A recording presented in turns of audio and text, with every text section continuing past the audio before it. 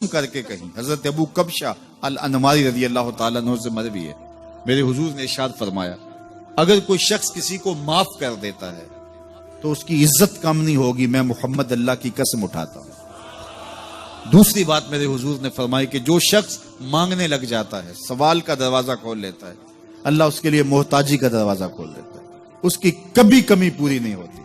اور تیسری بات میرے حضور نے قسم کر کے کہی، ما نقص مال عبد من صدقہ، کہا میں اللہ کی قسم اٹھا کے کہتا ہوں کہ صدقے سے مال کم نہیں ہوتا، صدقے سے مال گھٹتا نہیں ہے. تو ایک تو مال بھی نہیں گھٹے گا، یہ ضمانت کس کی ہے؟ میری نہیں ہے، یہ رسول اللہ کی ضمانت ہے. ایک تو مال بھی کم نہیں ہوگا، اور دوسرا یہ ہے کہ حب دولت ختم ہوگی. حب دولت تلف بھی سازت زکات. یہ ماہ سیام آ رہا ہے تو زکات سے حب دولت کو کم کیجئے، بلکہ صدقات دیجئے، نفلی صدقات کیجئے، غرباء کی مدد کیجئے، مساکین کی مدد کیجئے، اپنے غریب محتاج رشتہ داروں پہ غور کیجئے، ان کی مدد کیجئے. اپنی ہمسائیگی میں دیکھیے، پردے سے مدد کیجئے، ان کی عزت نفس بھی مجروح نہ ہو. یہ جو نمائش لگا کے 10 اخباروں میں چھپوا کے لوگوں کی مدد کرتے ہیں، اس سے گریز کیجئے. کبھی سوچیں کہ اگر آج کسی کی بیٹی لائن میں کھڑی ہے تو کل اگر یہ مرحلہ میری بیٹی کے لیے آ جائے تو پھر میرا مزاج کیا ہوگا.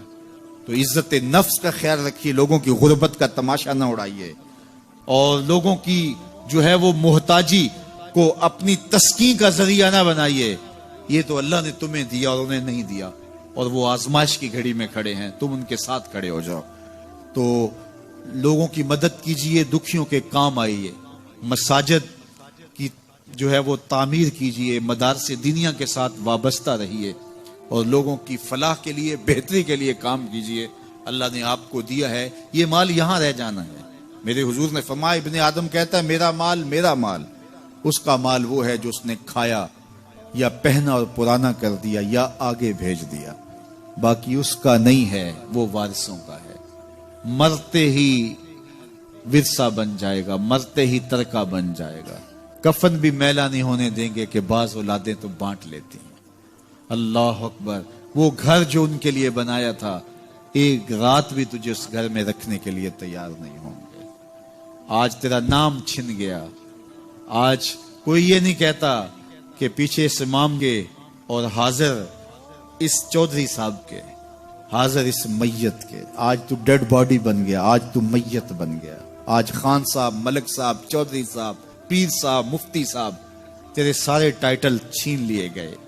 آج پیچھے اس امام کے اور دعا واسطے حاضر اس میت کے، آج تو میت بن گیا. آج تیرا لباس بھی پھاڑ کے اتارا ہے. آج تیرے انگوٹھے باندھ دیے گئے ہیں، ناک میں روئی ٹھونس دی گئی ہے.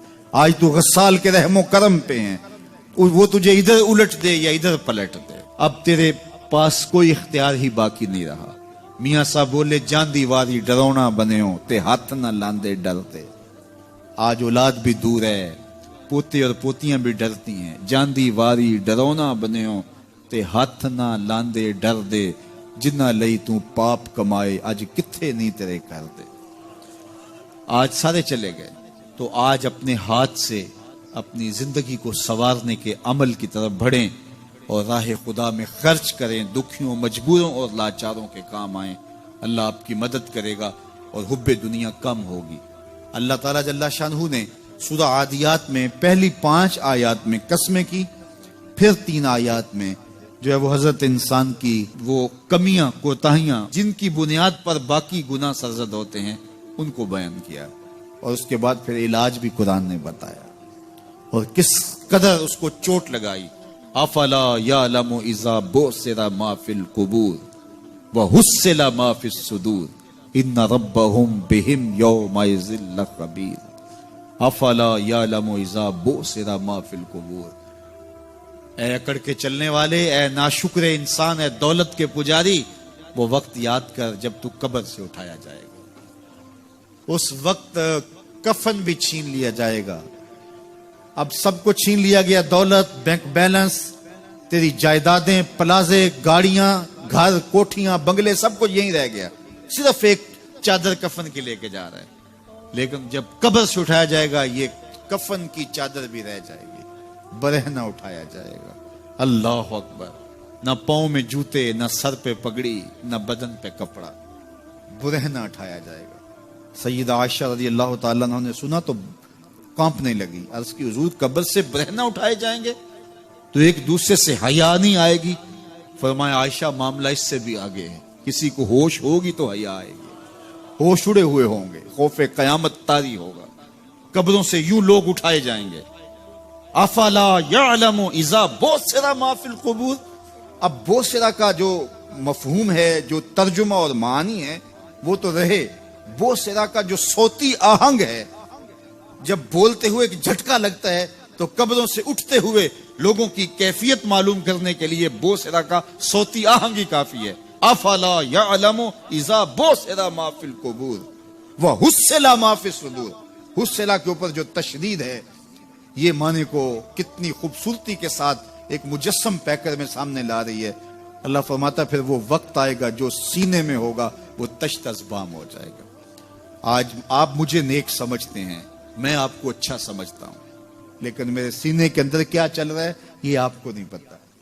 یہ میں تقریر چہک چہک کے کر رہا ہوں، اس کے پیچھے کیا ہے؟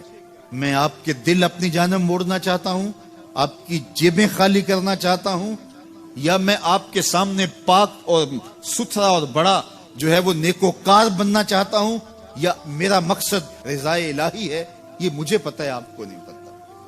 آپ کہاں ہیں، کہاں کھڑے ہیں، میں آپ کو اچھا سمجھتا ہوں، لیکن آپ کو پتہ ہے کہ ہم کہاں کھڑے ہیں۔ لیکن قیامت کے دن یہ ساری چیزیں سامنے آ جائیں گی۔ وَحُصِّلَ مَا فِي الصُّدُورِ، اور سورہ الطارق میں فرمایا یوم تبلی السرائر فما لہ من قوت ولا ناصر، اس دن سارے راز کھول دیے جائیں گے اور کوئی طاقت نہیں ہوگی جو ان رازوں کو کھلنے سے روک سکے گا۔ آج طاقتور کی بات نہیں کھلتی اور کمزور کی بات اچھال دی جاتی ہے، لیکن وہ وقت آنے والا ہے یوم تبلی السرائر فما لہ من قوت ولا ناصر، نہ زور کے بل پہ، نہ زر کے بل پہ، نہ کسی اور بل پہ کسی کام کو روکا جا سکے گا، ہر شے تشت ازبام ہو جائے گی۔ وہ کتنا سخت دن ہوگا۔ اے داور حشر میرا نامہ اعمال نہ پوچھ، اس میں کئی پردہ نشینوں کے بھی نام آتے ہیں، تو وہ کتنا سخت دن ہوگا۔ وَحُصِّلَ مَا فِي الصُّدُورِ إِنَّ رَبَّهُمْ بِهِمْ يَوْمَئِذٍ لَخَبِيرٌ، بے شک ان کا رب اس دن ان سے خوب باخبر ہوگا۔ وہ آج بھی باخبر ہے، لیکن آج کئیوں کو یقین نہیں کہ وہ باخبر ہے، لیکن اس دن سب کو یقین ہو جائے گا کہ میرا رب اس سے باخبر ہے۔ جب پرانی تصویریں چلنا شروع ہو جائیں گی، جب ساری ویڈیو سامنے آ جائے گی، زندگی میں جو کیا، تنہائی میں، اعلانیہ، خفیہ، جہاں جہاں جو کیا، داد عیش دی، سب کچھ تشت ازبام ہوگا، سب کچھ جو ہے وہ سکرین پہ چل رہا ہوگا، کوئی چیز بھی تشت ازبام ہونے سے نہیں رہ جائے گی۔ تو پھر بندہ کہے گا اوہو یہ تو سب میرے مالک کو پتا تھا، لوگوں کی نظروں سے چھپ سکا، رب کی نگاہوں سے تو نہیں چھپ سکا۔ اس کی نگاہوں سے کون چھپ سکتا ہے؟ یہ یقین آج اپنی روحوں میں اتار لو، اچھی طرح سے جذب کر لو۔ گناہوں سے بچنے کا اکثیر نسخہ ہے یہ یقین کہ میرا رب مجھے دیکھ رہا ہے۔ یہ یقین جب روح میں جم جائے، خیالوں میں اتر جائے، اعتقاد کا پختہ حصہ بن جائے، پھر بند کوٹھڑی میں بھی جرم نہیں ہو سکتا کہ میرا مالک تو مجھے دیکھ رہا ہے۔